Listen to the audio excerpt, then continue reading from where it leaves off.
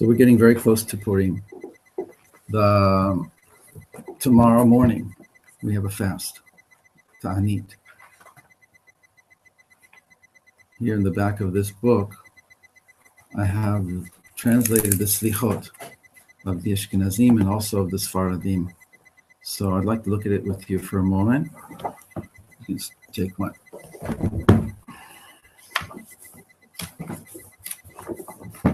On page 153.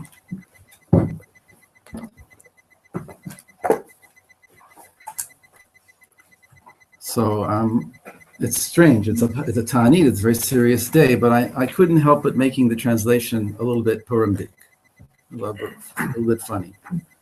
So 153. Agagi baha'amiko machshevet zmamo. While Haman the Agagi painstakingly worked out in his mind the details of his evil scheme and plan to destroy and utterly annihilate the holy people, the Yemini, Mordechai the Yemini, gave forth his cry to the rock who dwells in the heights. He knew full well that Hashem would never renounce his people. Ki lo yitosh Adonai et amo. Hashem will never completely forsake us, never abandon us. We're going to see a little bit more about this later. Of how does Hester Panim work? How does hiddenness work? And why is the situation that we live in called Hester Panim, the hiding of the face? Agagi dima lechalot she'erit Yisrael ule'abedo. Haman the Agagi imagined that he could demolish and utterly destroy us, the remnant of Israel. He therefore cast a pur, which is Persian for dice, to cut us off this very day, because Mordechai the Yemini would not stand up or move for him. He knew that the one who trusts in Hashem is surrounded and protected by his loving kindness. But Agagi's wickedness tricked him with a cruel, idiotic idea that when he hastened to weigh 10,000 bars of silver for the destruction of the scattered sheep of Israel, Agagi dzdono hishio be'etza niv'ara, an animalistic, a very cruel, stupid etza. Hash lishkol asirat alafim le'abed se pzura. He wanted to pay 10,000 bars of silver to destroy the sheep. Yemini tiha libo b'tzom ve'atzara. Yemini purified his heart with fasting and restraint. Tov Adonai lema'oz b'yom tzara. He knew that Hashem is the best source of strength on a day when disaster threatens. Agagi yatsa sameach mi beit ma'adanot. Agagi left the banquet hall full of joy because Esther had invited him there, along with the king. It was his big day. Konen etz litlot alav ish emunot. And then he prepared a gallows tree upon which to hang the man of faith, ish emunot. They say in the Midrash that he told his servants, we have to build a gallows 50 cubits high. Why? Because I want to be able to see it from a distance. They said, we're going to find a tree 50 amod, 50 amod. He said he went to his own mirpeset, which was huge, and he took the wood from there, and he measured himself against it to make sure it's enough, it's big enough. And so in the Shamayim, the Malach Gabriel said, perfect fit. It's just good for you. So why the verse says that he made a etz, hechin lo etz, hechin lo. The Gemara says hechin lo la'atzmo. He prepared it for himself. And everything in the Megillah is that the one who wants to do evil, it comes back against him. The nahafochu, it comes back against him. So he left the banquet hall full of joy. Then he prepared a gallows tree upon which to hang the man of faith. Yemini clothed himself with grace and relied upon the one who is encompassed with majesty, a father of orphans and the defender of widows. The point we're going to see maybe is that I found three places in the Tanakh, three main places where there's tzaka, crying out.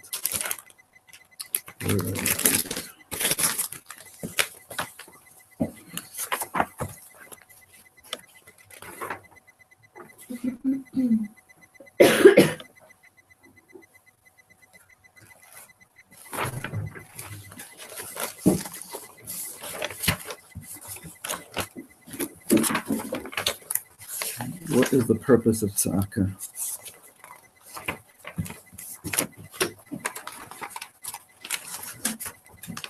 What's going on? Why can't I find it?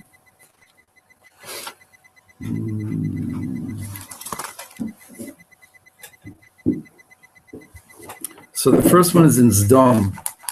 Haketza'akata haba'a elai. The verse is Adonai Amar Hamechaseh Ani me'Avraham Asher Ani Oseh. I'm going to hide from Abraham what I'm going to do. Abraham hayo yihiyeh legoy gadol v'atzum v'nivruchu bo kol goyei ha'aretz. The whole world's going to be blessed through Abraham. I have to tell him what I'm going to do. Ki yadati v'asher leman asher yitzaveh et banav. I've known him very intimately, and he's an amazing person. This is God speaking. So therefore, Vayomer Adonai zeakat Sdom va'amora ki rabah, that the cry coming out of Sdom is so powerful. V'hatatam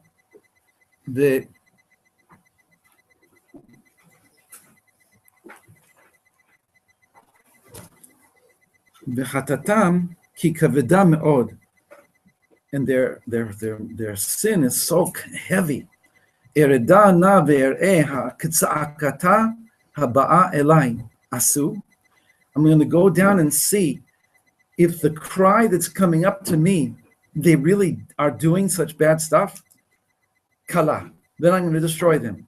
V'im lo, and if it's not, I'll know what to do. It's an interesting verse. But the word haketza'akata is a very interesting word. Is it like the scream? Is it like the cry? So the Chachamim say, Yesh b'midrash, riba ahat, a little girl, natna me'at kemach v'melach la'ani. A little girl gave some flour and salt to a poor person in Sdom. They don't let you do that in Sdom. V'harguha b'mita mishuna, they killed her therefore with a very cruel death. Shishafu kol bisra midvash, they put honey on her flesh. V'natnuha l'diburim b'shemesh, and they put her in the sun to have the bees eat her. Her soul left her, and later on went into the root. She became root. So haketza'akata is the cry of that girl. The next place we find it is in Mitzrayim. Vayomer Adonai ra'o ra'iti et oni ami. I see the suffering of my people. Asher b'Mitzrayim. Ve'et tza'akatam shamati. Tza'aka is interesting. Ze'aka and se'aka. The two words, what's the main part of it? Aka. What's aka? What is it? What's akka? Ma'ik. What's ma'ik? No. Pain. Inner pain. Akka. Ma'ik. Ma'ikoti. It's pressing me. It's se'aka is letting out of pain. Expressing my pain. Crying out. Both the tzadi and the zayin are used in the stone, by a stone? No. That's over there is tza'aka and zaka. You're right, yeah. Both of them. In Mitzrayim, it's tza'aka and both 2 times tza'aka. Ve'ata hine tza'akat b'nei Yisrael ba'a elai v'gam ra'iti et lachatz Hasher Mitzrayim lachatzim matan. So the tza'aka comes to me and I hear it. And in Esther, Mordechai yadad kol asher nasa. Mordechai now knows the beginning of Perek Dalet. And Perek Gimel, we'll see in a minute. Perek Gimel, Haman says to, okay, now I can give it to you. What I have here prepared for everybody. You have to forgive me because this is like so big to get it through my small head. You know, it was like I worked on it all morning. I have 15 of these. So try this side for the men. And hopefully there's enough for everybody. I think there's enough here.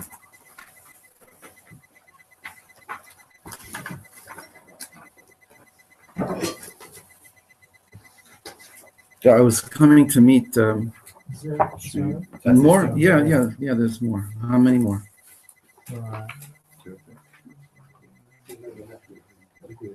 Yeah. Okay. Everybody, thank you for coming. So let's make a tefillah that this is like the real thing. This is, tomorrow is a fast.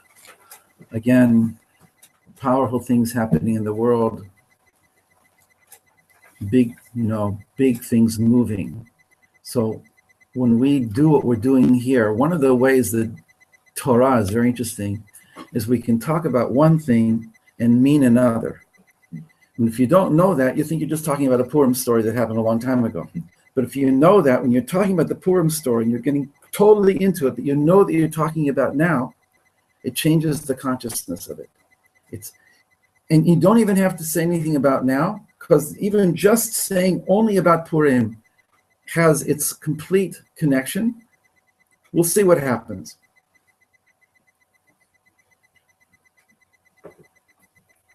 So what I wanted to tell you is Mordechai goes out in the street that you don't have. Mordechai yada kol shenasa. Where do I have this? It is here. Yeah, it's the top. Okay. Parag Gimel. ויאמר המן למלך אחשוורוש ישנו עם אחד מפוזר מפורד בין העמים בכל מדינות מלכותך ודתיהם שונות. I'll read the English. Haman said to Ahasuerus, there's a certain people scattered and dispersed among the nations. And the whole book that I wrote here, there's a lot of it revolves around the concept of yeshno, which translates simply as there is. Yeshno. It's Hebrew grammar, right? But yeshno, the Midrash says that Haman is saying to Ahasuerus, Yoshen ha'echad shelahim, the one that they call Hashem Echad, Yoshen, he's sleeping. And so therefore we can take advantage of this, if their God is sleeping, to destroy them. So that's in the background, and that's what the whole book is about. There's a certain people scattered and dispersed among the nations in all the countries under your dominion. Their ways are different from those of other nationalities. They do not obey the king's laws. It's not worthwhile for the king to tolerate them. He's not saying which people it is. If it pleases the king, let it be inscribed to exterminate them. I myself will weigh 10,000 silver talents. Aseret alafim kikar kesef, talents or bullions, or whatever they're called nowadays, into the hands of those who perform the job, deposited into the king's treasury. In Hebrew, lahavi el ginzei hamelach, to bring into the ginzei hamelach, into the king's treasury, money into the treasury. The king removed his ring from his hand and gave it to Haman, ben Hamidata ha'agagi, sorer ha'Yehudim, enemy of the Yehudim. The king said to Haman, "Hakesef natun lach, keep the silver. Ve'ha'am la'asot bo katov be'enecha." Do whatever you want with these people. That's pretty bad. That's pretty bad. The reason I wanted it here is only for these 4 words, deposited into the king's treasury. Because now, in the next chapter, when Mordechai is telling this over to the Shaliach of Esther, his name is Hatach, and according to the Midrash, it's Daniel. Daniel, who was already very old at this time. So this little piece here, it says, Esther Dalet, Vayaged lo Mordechai. Mordechai told Hatach, it kol asher karahu. Nothing happened personally to Mordechai, but Mordechai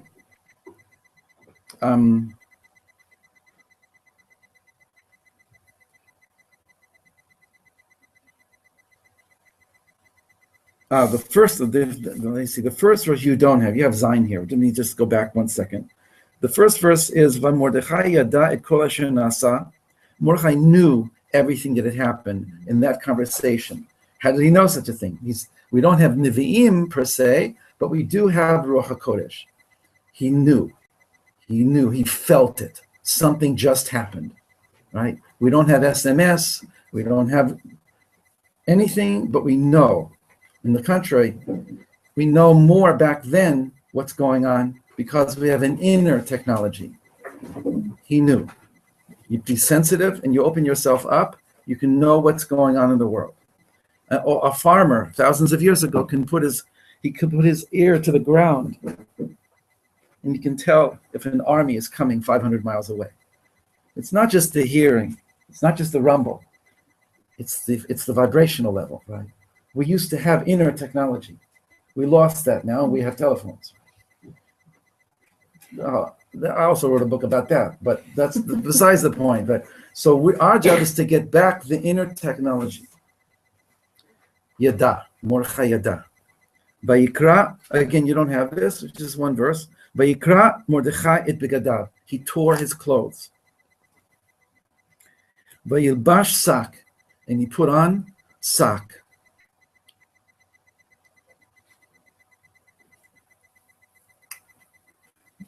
The Mekubalim, they take the hair of a goat and they make it into a belt and they put it on themselves underneath their underwear. Actually, there's one where I actually wore a whole vest, but mostly it's just here. And you put it on underneath and it just makes your skin red. And it's called sak. It's not affliction, it's not drawing blood, it's just a little bit uncomfortable, and that's what it's supposed to be, sak. The efer, and he also put on ashes here. Vayetze betoch ha'ir, he went into the midst of the city, vayizak, ze'aka, and he cried out, a ze'aka gedolah, a great cry, umara, and bitter. And he came to the gate of the king, and he was dressed in levush sak, and you're not allowed to go anywhere closer with that. And he stayed there, and he was crying and yelling. What are you, crazy? So Esther sees this from her window, and she sends Hatach to him, and she says, here's some clothes. Wear some clothes. What's going on with you? He says, no, I got to tell you what happened. You tell Esther now what happened. And he goes back and he tells her that you have to do something, Esther. And Esther sends a message back that, hey, I can't do anything. The king didn't call me for 30 days. If I go in there without being called, he kills you. So Mordechai then sends the message back. This is the reason why you've been put in the palace. He's talking to each one of us. This is the reason you've been born. For this moment. So one of the things that Mordechai says is in Pasuk Zayin here. Did anybody not have it? I have. Okay. So right here on this page you have, it says, Esther Dalet, Vayaged lo Mordechai et kol asher karahu. Mordechai told Hatach, the messenger of Esther, everything that had happened to him. The et parashat kesef, and the matter of the silver that we just read about in Perek Gimel, that Haman deposited 10,000 bars of silver into the king's treasury. It's called Parashat HaKesef. Asher Amar Haman Lishkol, that he weighed. But here he changes the language. In the verse above it says, Lahavi el ginzei melech, to bring into or to deposit into the king's treasury. Here it says, Lishkol al ginzei melech ba Yehudim le'abedam. The matter of the silver that Haman had promised to weigh into the treasuries of the king in the Yehudim. So what we're going to read tonight is what Mordechai understood here is that it's not just a bunch of money or silver into the king's treasury. It's the king's treasury, the king, that king, his treasury in the Yehudim, and there's an extra yud in the Yehudim in the Megillah, 2 yuds, and that is the Ein Sof that we carry in this world, and that's why Hitler and Haman want to destroy us, because that stands in their way. That's how they see it. in sundry other type of guys who also. It's what you carry. And actually, it's every human being who carries it. But Yisrael, right, is really ultimately all of mankind. In the meantime, Yehudi is the carrier and the one who carries the spark in order that in the right time, all of mankind can receive it. But anyway, what this is about, who is that? Wow. What are you doing here in Yerushalayim? The Mashiach is here. Oh, my goodness. Wow. Wow. Beautiful. Okay, so anyway, I want you can look at that as on your own and say that Mordechai is adding something very important. So how to go about this? This is a text here. The rest of it is a translation. It's the Hebrew and the translation of a text from a man named Rabbi Yitzhak Isaac Mikamarna. He was one of the great Hasidic masters. So he writes at the beginning of his commentary on the Megillah that he wrote it in 1 month. It's in the back of Chumash Kamarna, Chumash Shemot, and this is what it looks like in the Chumash and stuff like that. Right? Mostly his commentary. It's called Ketim Paz, Ketim Ophir. He explains it's kind of gold, and he's directly giving down the Torah of the Baal Shem Tov, of how to look at the Megillat Esther according to the Torah of the Baal Shem Tov. A deep Kabbalah of what's going on behind the scenes, according to the Torah of the Baal Shem Tov and of the Ari.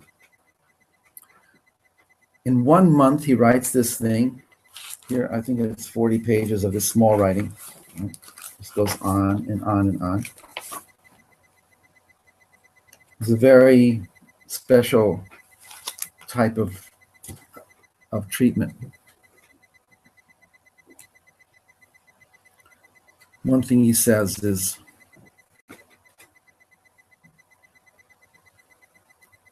all the characters in the Megillah are really God. We have a midrash that says, when it says Melech Ahasuerus, it's Ahasuerus. When it says HaMelech alone, it's really God. And he brings and he says it's even when it says Melech Ahasuerus, because Ahasuerus is Ahari Vereshit. Rosh. Resh. So end and beginning. God is the one who is at the end, who will be revealed that he was there from the beginning also. It's a system of masks. Purim, why do we wear masks? Because everything is a mask over God. And God playing all the roles.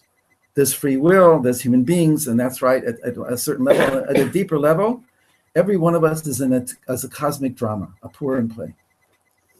So he goes into that kind of thing. And he says that the Purim Megillah, the story that's taking place down here, is reflective of a story that's going on a cosmic level. And that's why it lifts it up out of that particular time that it happened in the time of Mordechai and Esther and Mordechai become you and me. And in fact, even more. So, well, let's see what we can do. What my goal here today, if we find that reading this is helpful, we'll go with it a little bit, and we'll, and it's yours afterwards. I think it's kind of special, but But my goal is not the page, not the words on the page. My goal is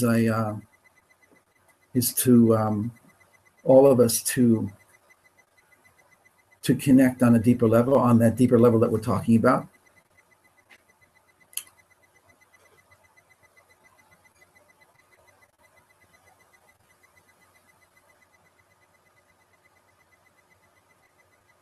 And in that way, to get ready for Purim, the Purim of the world, the Purim miracle of God revealing himself that he was there the whole time. right? Which is what the Purim miracle is. It's not a miracle like Yam Suf. It's not the Eser Makot of Mitzrayim. It's not changing nature. It's happening within a normal situation that seems totally normal, and it's revealed afterwards that it's totally choreographed. It's a total orchestration of events. Right? We see that everything that happened was part of a custom-made pieces that fit together exactly. And so we see that's teaching us that our lives, whether we see it or understand it or not at any one point, are also, so that from the moment we're born, things are happening. And if we don't get it until we're 20, 30, or 40, that's fine. At least let's start to get it, that our lives are working out a divine drama, right? And so let's get out of this thing that it's a religious consciousness. It's not. It's something that's real behind the scenes, that our souls came down into this world to play these roles. And if we can play them consciously, with da'at, with muda'ut, and then that's never ending. The more da'at, the more light, the more we understand who we are, and then we can play a bigger role. Who knows what Hashem has in store for us, especially with the way things are moving around us, right? And we are little people, but we have the most powerful power in the world, that's more powerful than all the armies in the world, and that more powerful than all the enemies in the world, and more powerful than everything that we could ever think of. It's us, it's our souls.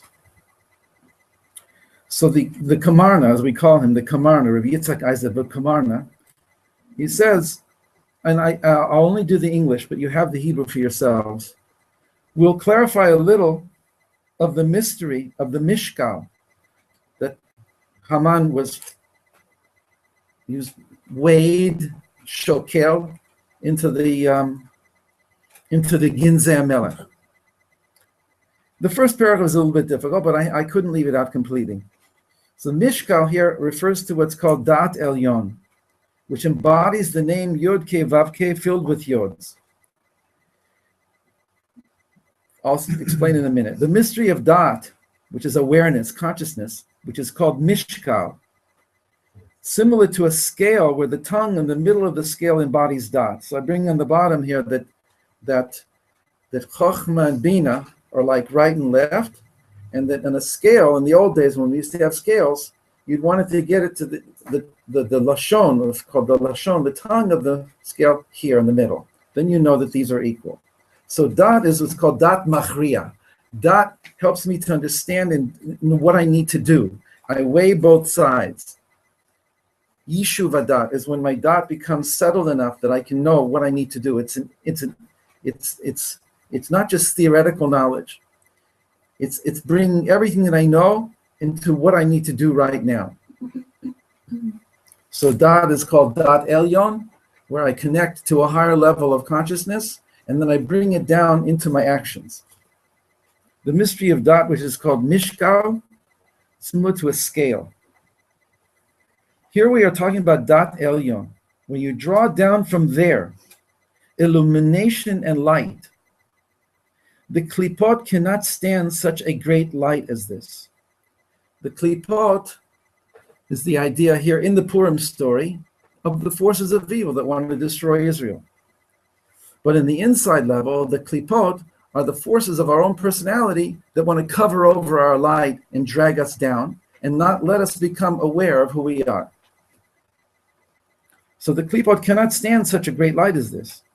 If I go into a state of deep light, of deep da'at, and I connect my da'at to my chokhmah, which is my ability to know that my existence at this moment is being given to me and to every other creature on the planet and to entire physical existence, that it's coming into existence every split second. The level of called chokhmah is that I know that this world is largely an illusion, and on the energy level, the energetic level behind the scenes of this world is much more unified than I'm aware. So when I raise up my da'at into my chokhmah, right? And you can close your eyes for a moment, and maybe the words will make sense to you, and maybe they won't. To lift up my awareness into the level of my soul that's above me and that surrounds me, and that is really the source from where I get my consciousness. So I'm a little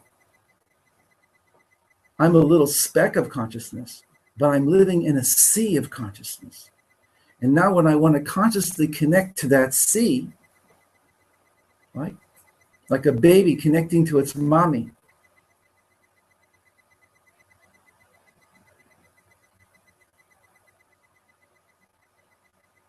So I'm connecting my lamp into the socket, my teka into the sheka. I'm charging my battery of my awareness, my subjective awareness, into the source of awareness itself. For the moment, because we're all together, because there's a special energy, just even if you don't understand the words, the closing of the eyes, the ability to be in the same room with many people, all of us going for the same thing, living in the same reality in a deeper way. So just let that seep into us for a moment. And then whatever I say will be different, and whatever you hear will be also different. So it's worth doing it for a few moments. Just feeling the present moment, being in our bodies. Where did we come from? From so many places. Where have we been brought from? Who brought us here? Our feet, our cars, our buses, or Eliyahu Navi? Some soul who wanted us to be here. And it's not just Rav Sutton giving over the information. It's much bigger than any of us. All of us together is.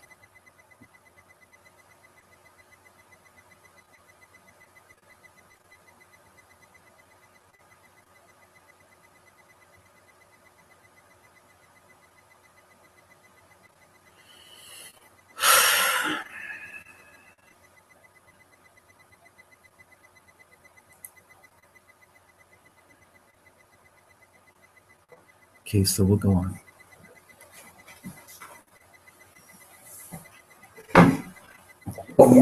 Bless you.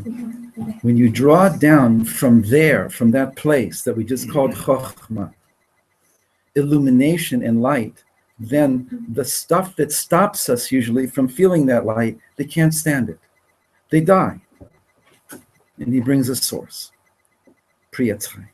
This is the light that does not suffer change as it descends to the lowest extremities. It does not become clothed. It is for this reason that, I better look at my original.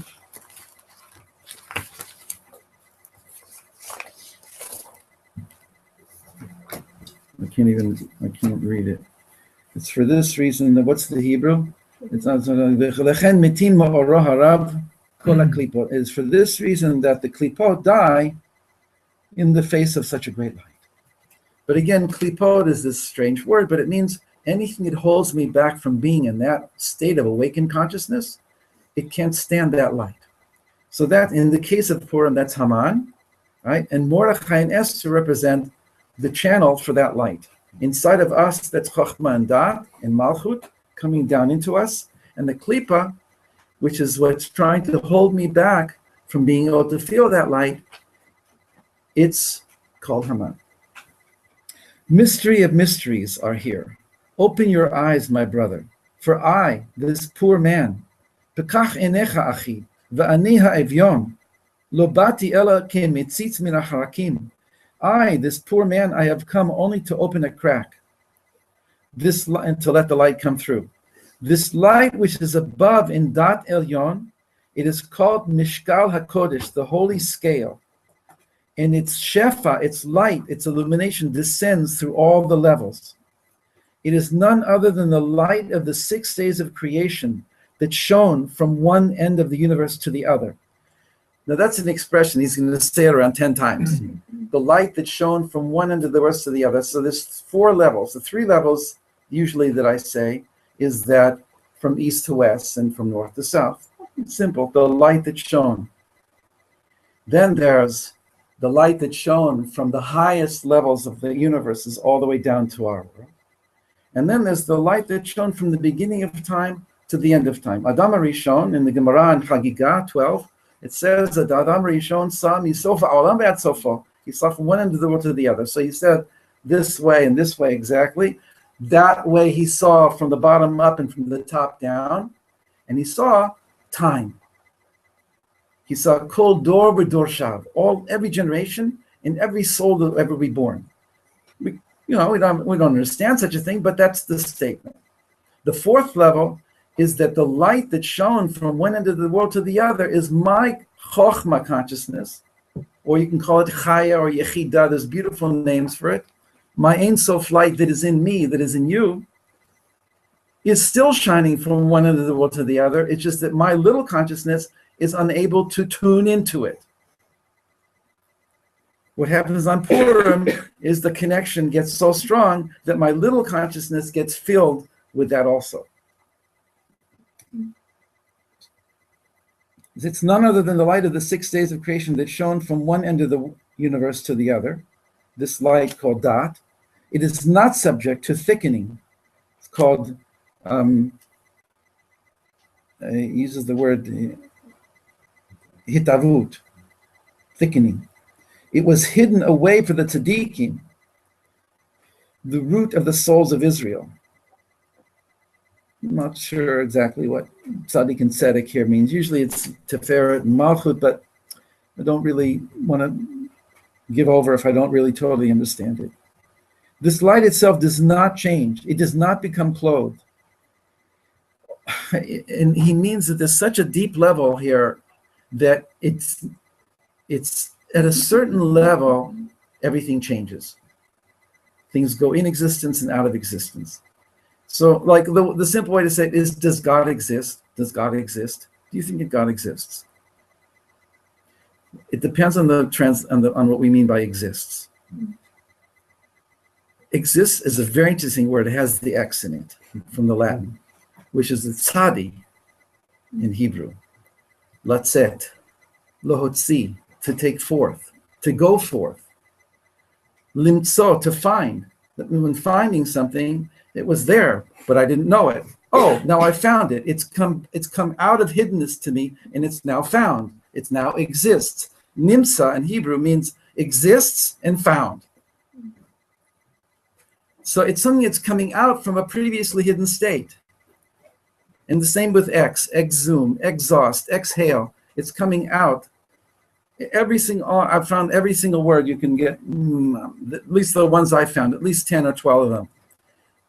To exhibit, I bring forth to show you, right? Extreme, I'm not sure about. Whatever, maybe. I even found that ecstasy is standing outside. Stasi is standing, and X is standing outside. I stand outside of myself. Whatever the case, so does God exist? Tell this to the philosophers. God does not exist. He's deeper than existence. He is. So he's talking about, and he's saying that this light of the 6 days of creation also is deeper than change. It's deeper than the level of existence where things change. It's underneath. It's everywhere, but it doesn't change. It goes through the walls because there's no walls on that level. So he says the light itself does not change. It does not become clothed. From the highest level to the lowest level, it's totally unaffected by all the different levels of the universe. And he's going to use this. He's going to use it. Only a subtle garment is needed so that the neshama can receive its light. But the light of the chaya of neshama, which is the chokhmah level above us, is not clothed. Whatever the words mean, there's a level that's not clothed, even within our being, that's there for us, but it's usually we don't have access to it. So again, the secret that we're trying to go for here is how do I get access to it? And that's what Purim is about, and that's what Pesach is about, and all of them are about. Purim has a special thing, and maybe we'll bring it out. Maybe we don't even have time to bring it out. But whatever the case, these are all they're all supra levels of consciousness. Purim, Pesach, Rosh Hashanah, Yom Kippur, Hanukkah. They're lifting up above physical reality, above normal consciousness, in order that when we come back down, we bring more with us. That's all. We go up to the level of no change, where everything is eternal, and we bring that into our lives. It shines full force from one end of the universe to the other. Again, from the highest extremity of consciousness to the lowest. It is the point of the Yehudi, which he'll call later the Yud, of the extra Yud in Yehudim. It's the point of the Yehudi through which and with whose power he has given up his life to be burned and crucified for the sanctification of his name with love. For in this point there is no blemish, it is all light. He's talking about something that we hardly hear anything about. The Tanya speaks about this. What is it that makes it possible for a Jew to be killed al Kiddush Hashem, when yesterday he was eating whatever, right? He wasn't religious. But when it comes to certain things, he's willing to give up his life, because that's what happened in Spain, for one thing. And even though there were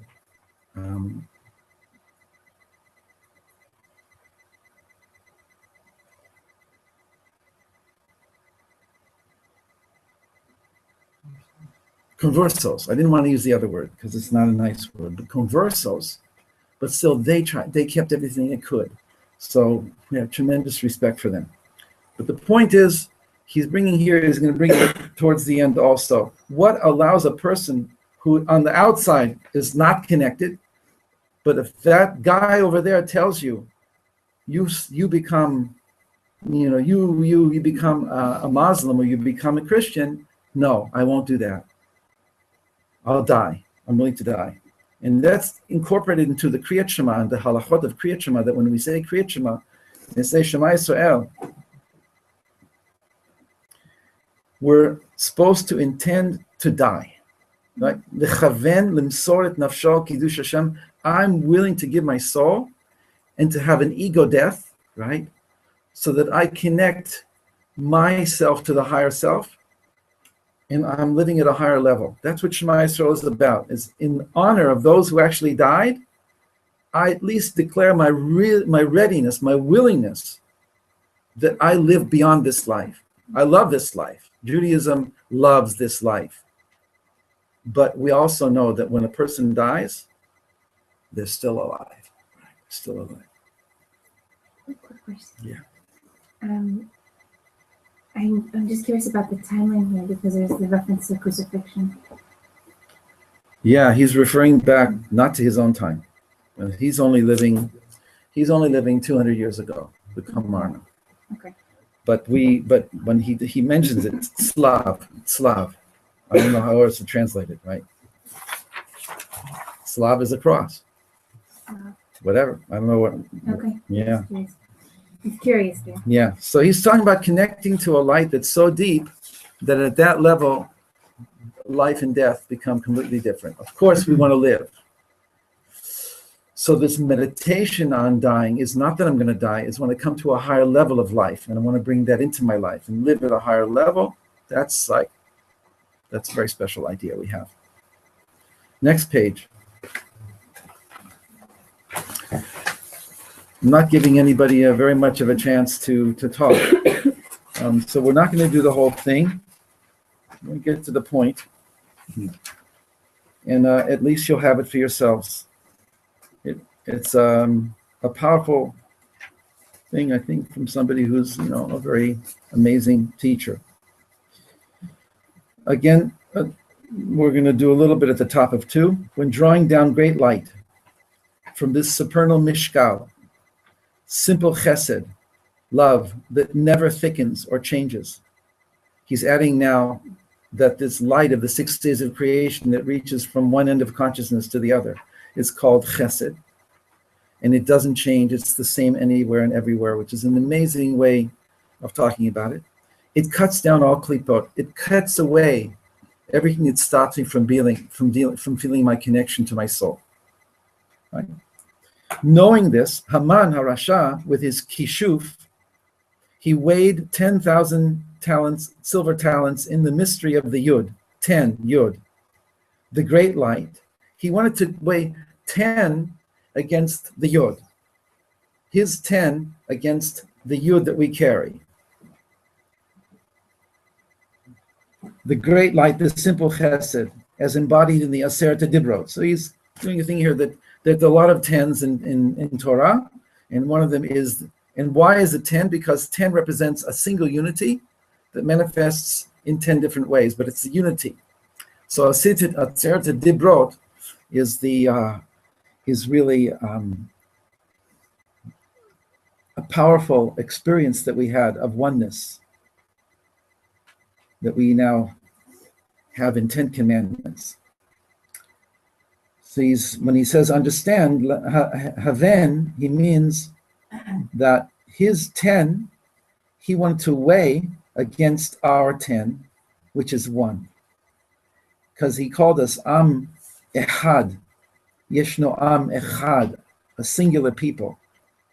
So he has to work in his way against, at a very deep level, against us.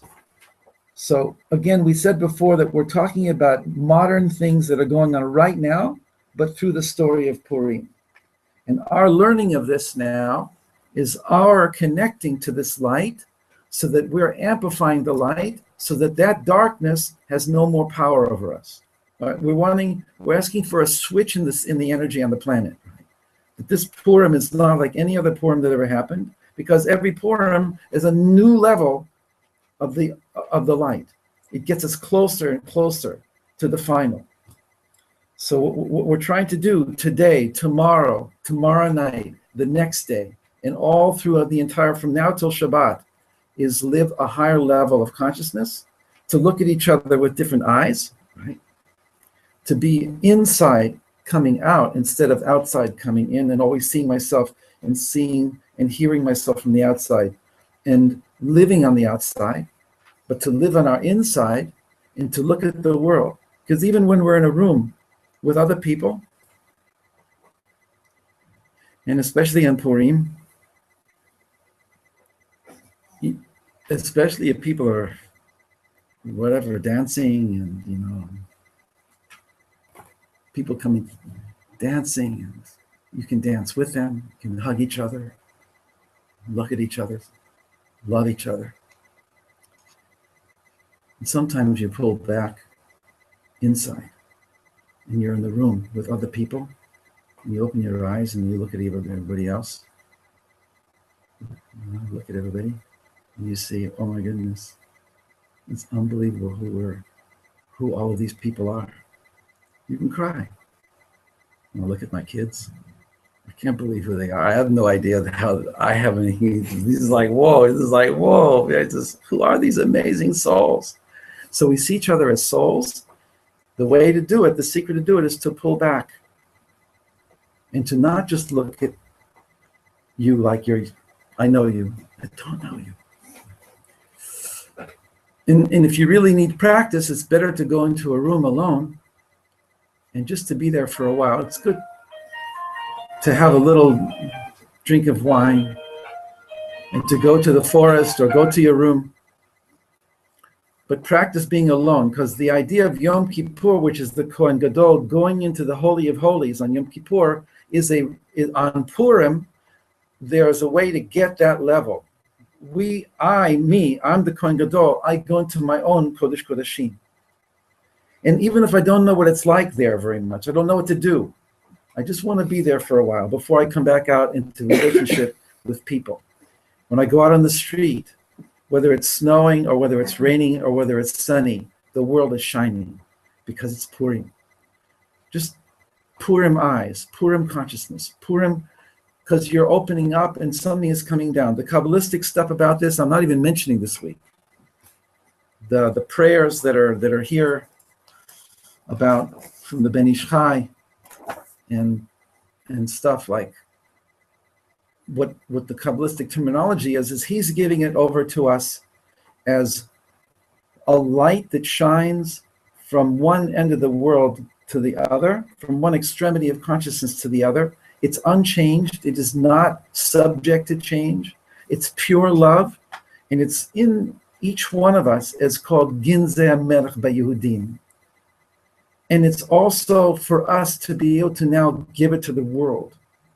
So it's really a beautiful Torah that I'm trying to give over, and I don't want to overdo it, but it's the time to share the ideas. You do with it what you can.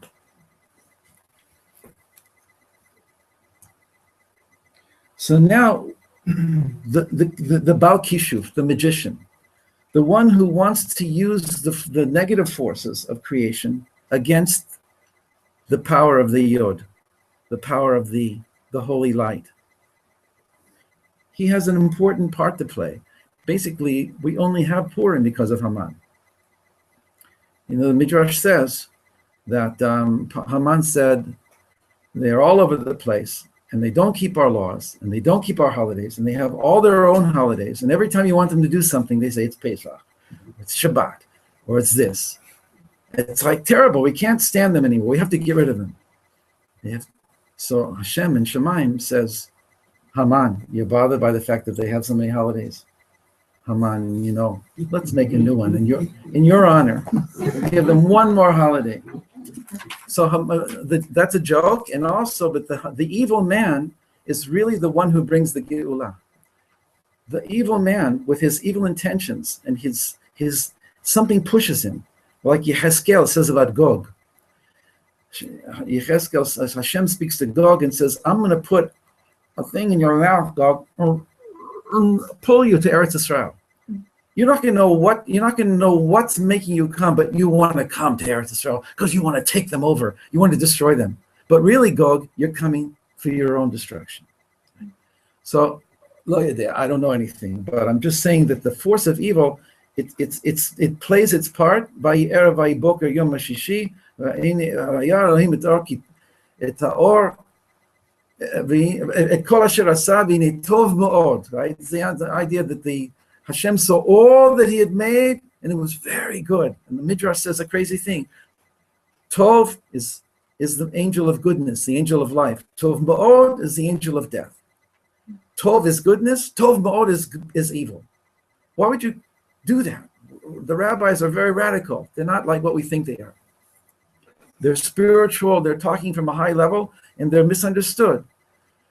But what's going on is that it's when you see Kol Asher Asa, when the whole creation is taken into account, then even evil has its place and its function. Yotzer Or Uboreh Choshech. He makes Choshech. He makes something that wants to hold back the light and take the light for itself. And that's part of our job is now knowing that is to reclaim the light that evil has taken with this dot. Anyway, that's a little bit too much. Mm-hmm. So he could not get near the root of this great light, the shoresh, the root, the source, until it became clothed in thousands. That's why he gave not just 10 things of silver, but aseret alafim, 10,000s. This is based on the concept that one dresses up in all the lower numbers. And when you get to 1,000, the one is dressed up in so many garments that then evil can have a hold on it. It cannot grab onto the light at the high level. It's too light, too much light. Now, we just said that the light has no garments. So he has to tell us how that works. This is what he says. For this reason, he weighed 10,000 silver talents. For as stated, only in this way could he get a hold on it, on the light, and suck its energy. His evil intention was to separate the root of the light of the supernal mishkal, which does not become clothed and is not subject to change, to separate it out and therefore prevent it from shining into the place of evil and murkiness. He took the letter by his kishuv. He made a letter vav. He used it as a rakia. He spread it out as a partition to block the source light, so that he could use only the light that he wanted to use to destroy the good. Whatever, it's a complicated thing here, and I don't say that I understand the whole thing, but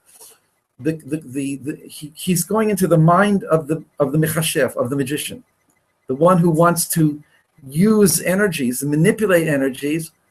It's almost like in Egypt when Moshe comes against the Khartoumim, the Egyptian magicians, and he throws his staff down, and they throw their staffs down.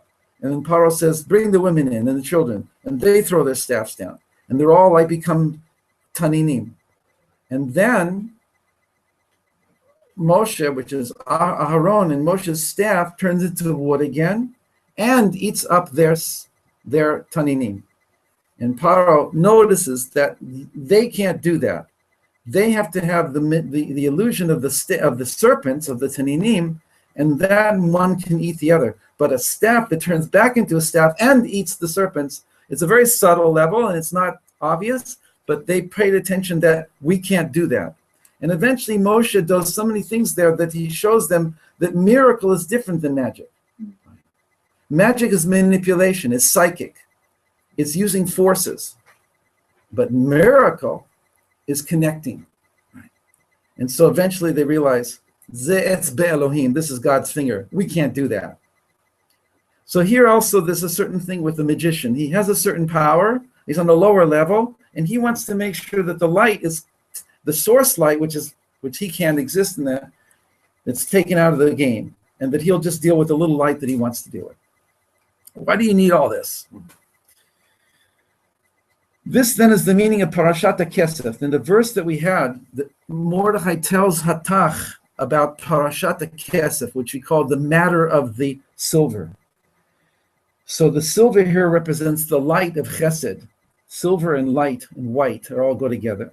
He schemed to separate off, mafrish, parasha is lahafrish, to separate off the light of Chesed, which is called silver, that does not suffer any change whatsoever in its descent, and whose light shines from one end of the world to the other, and is therefore able to cut off and cause the klipot to wither, for it is as great below as it is above, containing all manner of shefa. So he wanted to make sure to mafrish parashat hakesef, the silver light. He wanted to get rid of the silver light and not have to deal with it, and then he could take care of us. Haman HaRasha, with his kishuf that he performed in the murkiness of the water, I have no idea what he means, schemed to separate this silver, which is the great light, that is not subject to change. He's constantly repeating himself. And with its great light, it blinds the klipot and slays them. He wanted to get rid of that light. I can't handle that. I don't want to have to deal with it. I want to make a partition. He therefore schemed to separate this silver by weighing 10,000 silver talents into the king's treasury in order to draw all these lights of Yud and Aleph, whatever that means, into the murkiness of the waters of the Sitrach. You can figure it out yourselves. It's something about, there's a movie going on here, right? There's somebody whose mind is working in a certain way that he wants to make sure that the people who carry the treasuries of the king don't exist anymore to stop him from taking over the world. That's why he wants to wear the king's crown and the king's robes, and he wants to ride on the king's horse, because he wants total power. This then is the meaning of Asher Amar Haman Lishko, the matter of the silver that Haman had promised to weigh. Where Lishkol is written full with a vav. The vav we referred to above to create a rakia, a partition, to separate the good and the bad, to separate the good and to not have to have it impact on me, so that I can take whatever light I can and use it for what I wanted to use it for. But I can't do it with the big light. He, with his kishuf, schemed to thereby force the light to be drawn into the Sitra Achra, but in a way that he could have control over it, by forcing the Kedusha, the power of holiness, to depart and not spread forth into the domain of the evil and the muck. In this way, the root of the light that cuts and withers the klipot would become completely hidden and inaccessible, and he would be free to accomplish his desire to destroy the Yehudim. So this actually can be mapped out here inside of us. It's too complicated to do that now, but there's a force inside of us that wants to pull the light down, but it doesn't want us to have access to the light up here. So it makes a partition, and it makes us believe that we have no contact with that light. That's right. So what we did at the beginning and what we continue to want to do is for us to connect to our higher light, and then that klipa, that force that wants to draw us down, itself becomes a force for good. We can transform Haman on the inner level. And that's why the Mikubalim, they say on Purim, this song that says, Baruch Mordechai Arur Haman, Or Haman Baruch Mordechai, Baruch Mordechai Arur Haman, Or Haman Baruch Mordechai, and they say it and intentionally allow themselves to say Baruch, the wrong guy, right? Because in that way we take out the spark of goodness that is in Haman, because nothing can exist with without a spark of goodness. The gematria of Arur Haman is what? 502. The gematria of Baruch Mordechai is 502.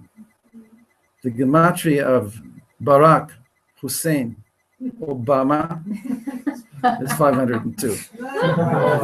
It is.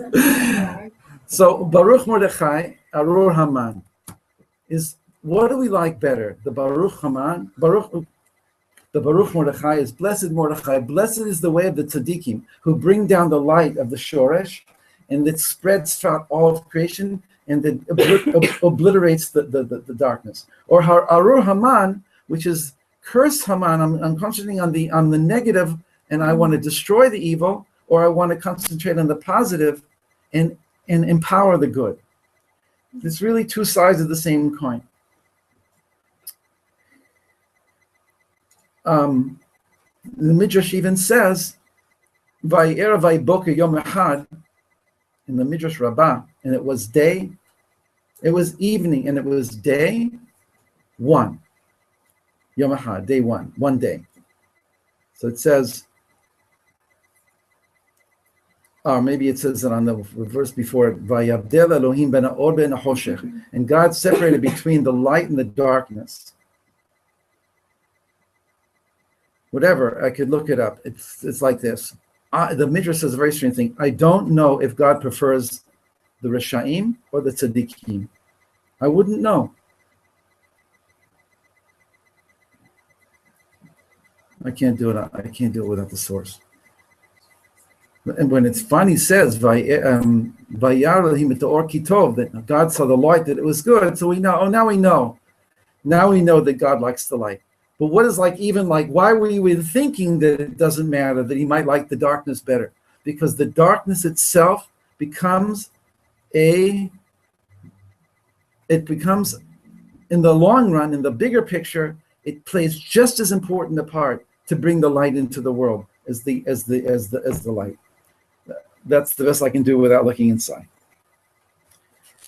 His main point here, we're getting to the bottom of 2. This is the meaning of weighing the bottom of page 2, the very bottom. This is the meaning of weighing 10,000 silver talents al ginzeh melech, into or against the treasures of the king. He's weighing 10,000 silver talents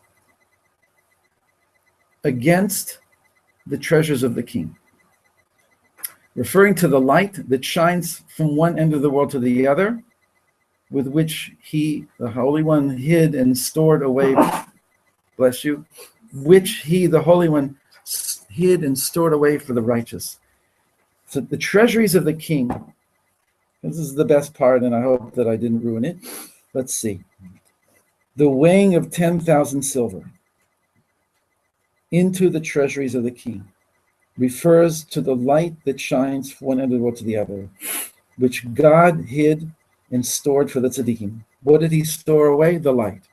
Where did he hide it? In the Torah. Such that it is the souls of Israel who immerse themselves in the Torah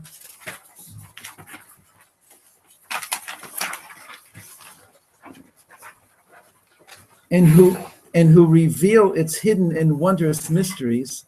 It's the souls of Israel who immerse themselves in the Torah, especially the Torah Tasod, the deeper teachings of the Torah, which is the teachings of consciousness, the soul, is the children of Israel, the souls of Israel, who immerse themselves in the Torah, who reveal its hidden and wondrous mysteries. It is they, these mysteries, which are the Ginzeh HaMelech Asher BaYehudim.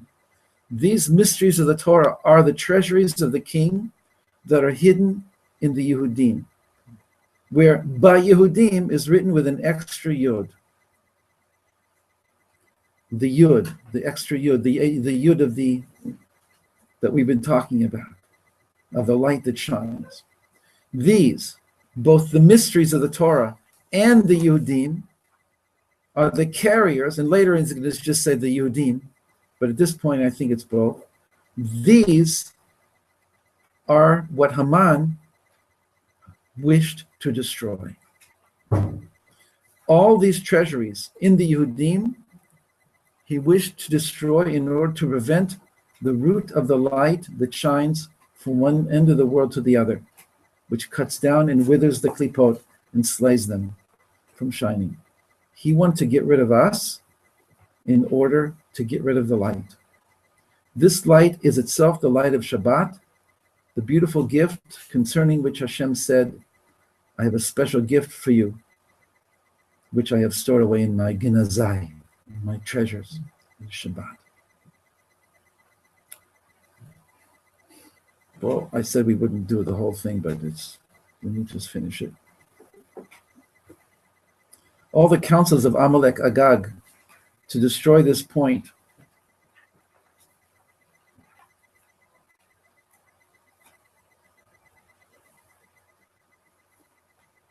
I will skip this. It's nice. It's really important. But going to the last paragraph. Behold, Haman, Amalek, Agag. The three words, the three names are 342. The unclean conduit, the shvil. I don't know what he wants from this. It's probably connected to something else he said somewhere else. Behold, Haman, Amalek, Agag, the unclean shvil.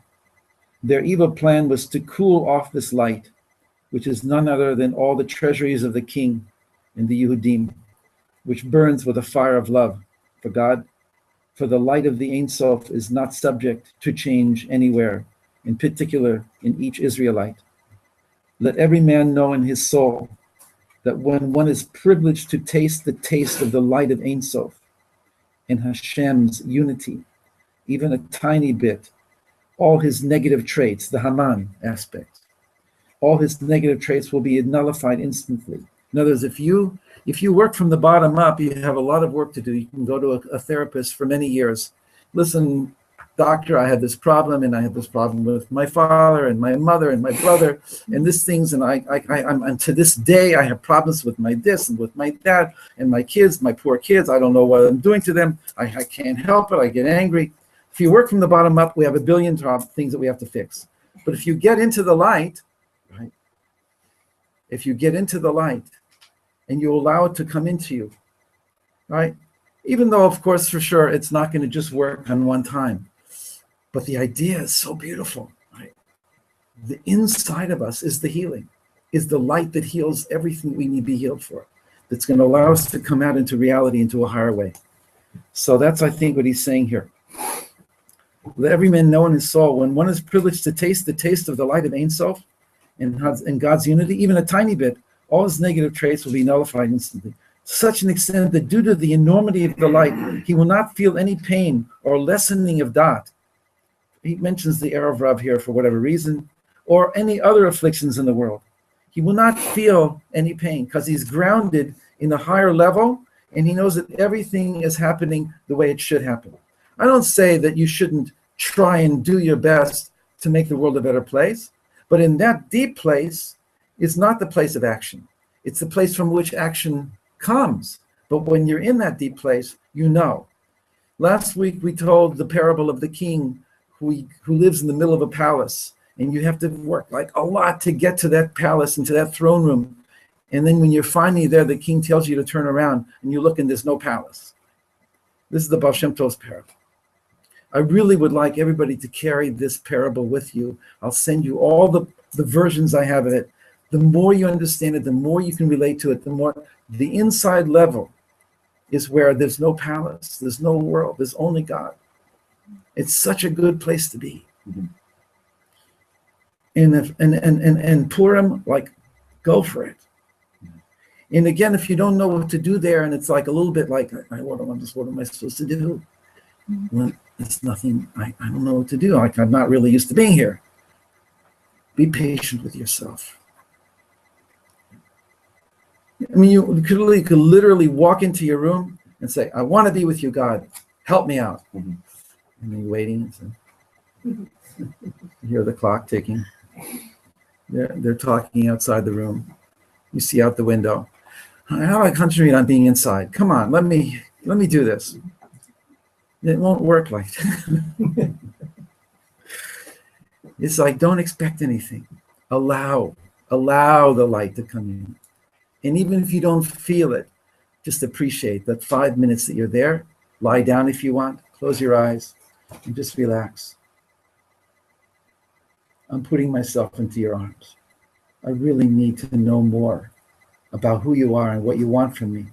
Please make this day and all my other days where I can start to really know what it's like, why it's so important. The miracle of who I am, the miracle of who everybody else is. Okay, the words sometimes can help if you can be a little bit like,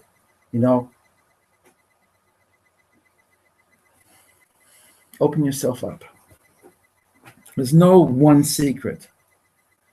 But it says, may Hashem's sweetness, the extra yud of the Ginzei Melech B'Yudim, flow down upon us.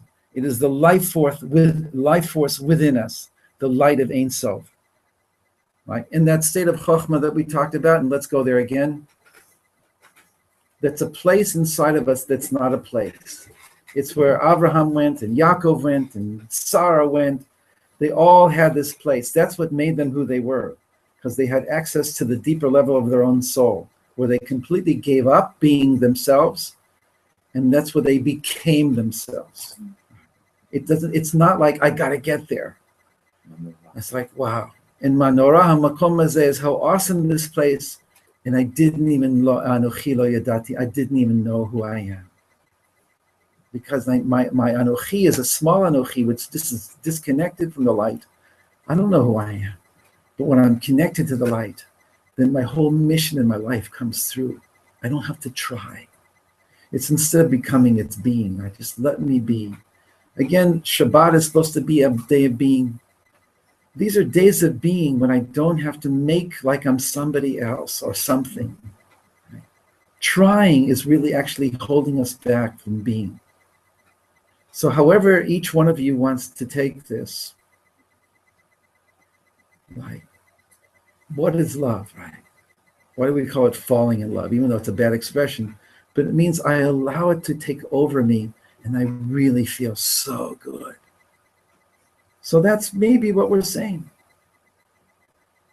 When the level that we've called chokhmah or chaya, or all these great words, yechida, when that light, the light of the 6 days of creation, flows into me, and I know that it's there, even though I've never been able to really identify it because my rational mind doesn't know such things.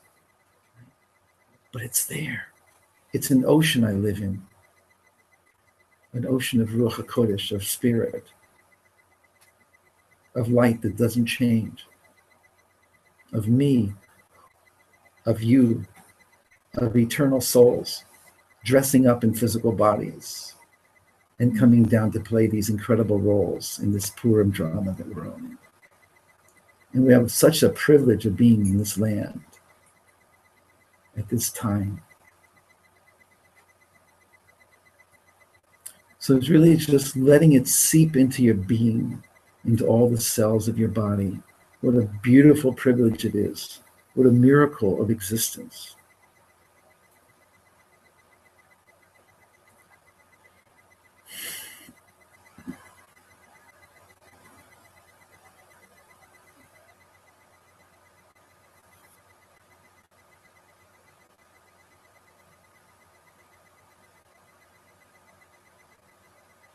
When you need to be a lion, be a lion.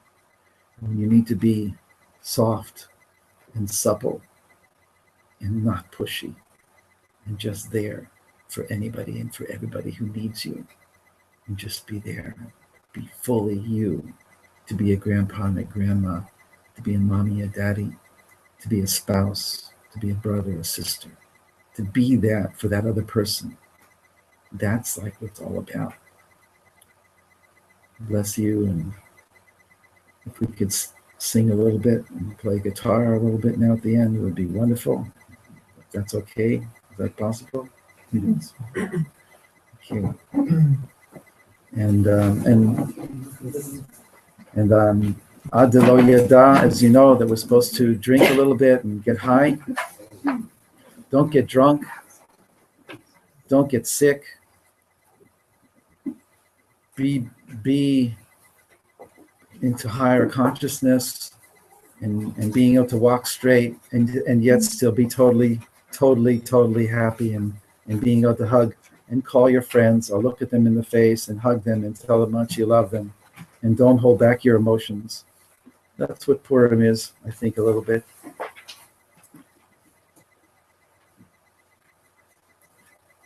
Our people, we need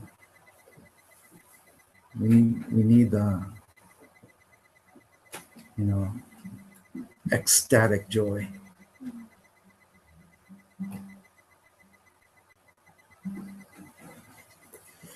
And that really is there inside of us, and we don't have to look for it outside.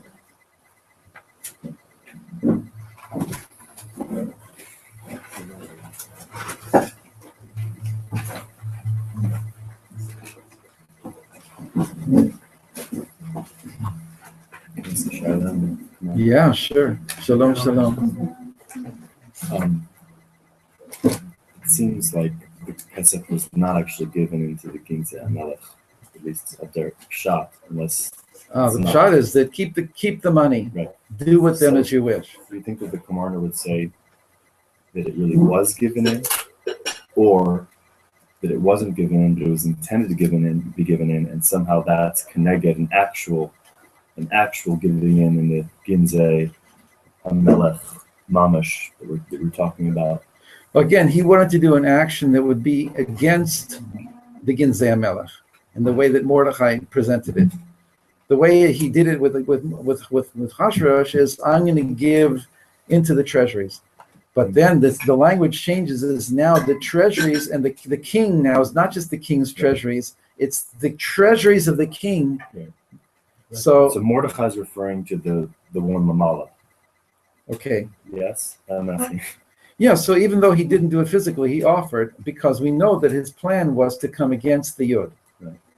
But it actually happened in the I mean, it's a reality in the higher worlds. No, he didn't give it. No, I mean, with us. Yes, I'm saying. So it didn't happen I think so. with Haman. It didn't happen with Haman. He didn't actually make it into the treasury. But in us, he did. We play with it. It's again against. The strange thing about this is, start playing. That I heard this when I was first Chozeh B'Tshuva in 1972. I met a Hasidic Rebbe. His name was Rabbi Ephraim Asher Rotenberg Halevi, and he was a great grandnephew of the Kamarna. And before I had this text, he told me about Ginzei HaMelech B'Yehudim. And it made a big impression on me, that we are carriers. And that's why, again, Hitler wants to kill us. Because if you kill us, you kill what's stopping him from having world dominion. That's their mindset, right? Huh? Right, get rid of the Jews.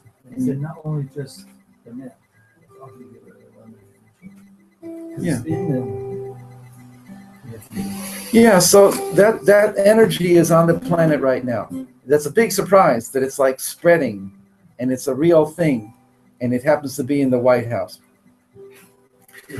So it's so interesting, So that means that it's a call for us as Mordechai and Esther's to come up to bat, right? To come up to the plate and to be that higher level of person that we know that we've always wanted to be. It's just a beautiful situation that the Ra, the Choshech, draws the light out. I haven't asked, but while we're singing, please don't leave yet, but sign in. And also there's a 30 shekel thing. but please, let's stop talking. Go for it. Yonatan. Follow you. Any current ideas?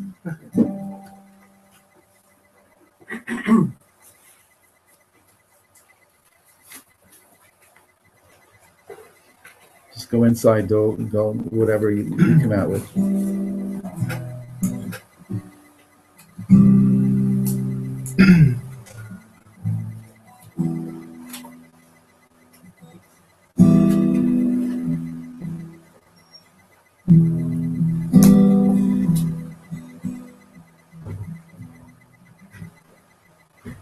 Keshoshana benachot, Keshoshana benachot, Enayati benachot.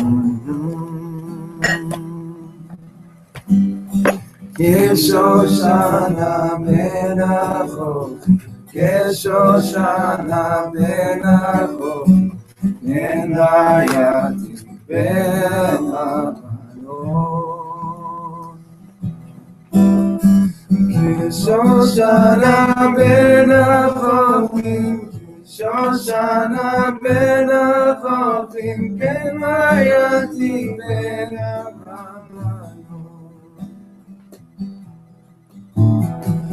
Shoshana ben Achofim, Shoshana ben Achofim, Kelayati ben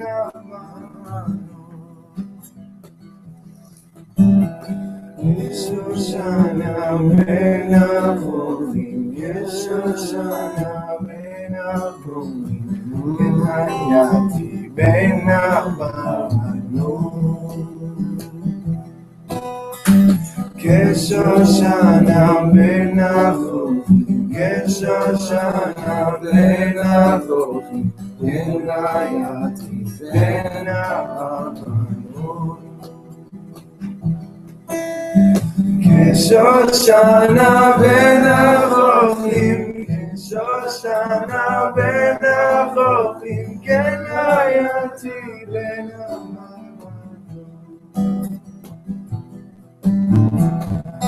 Shoshana ben Achofim, Shoshana ben Achofim, Kelayati ben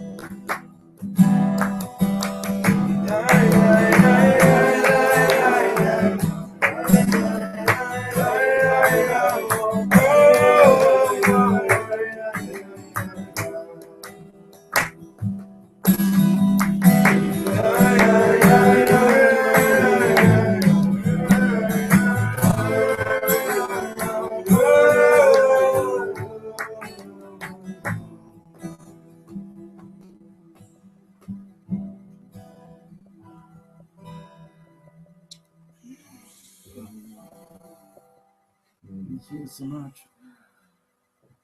So, I'd like to say that we're doing a little reading here Thursday night at 7 o'clock. Everyone's welcome. And Friday morning at 10 o'clock. Followed by seduction, starting around 12. Rav Sutton, how much are your books? The books, 40 shekels. Mamash, I just have to Must. You know what I said. Yeah. Yeah.